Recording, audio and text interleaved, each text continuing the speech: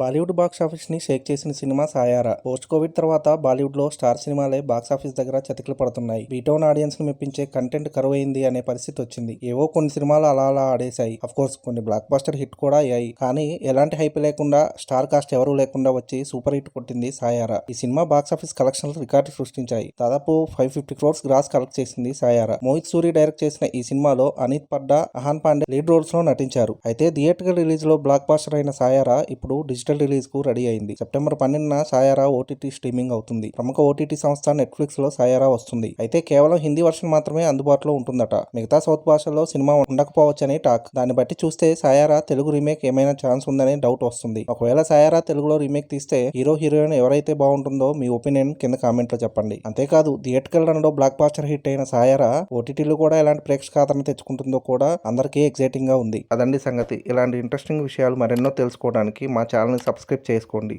మా వీడియోస్కి లైక్ చేసి పక్కనే ఉన్న బెల్ ఐకాన్ క్లిక్ చేయడంతో మా వీడియోస్ మీకు నోటిఫికేషన్ రూపంలో వస్తాయి.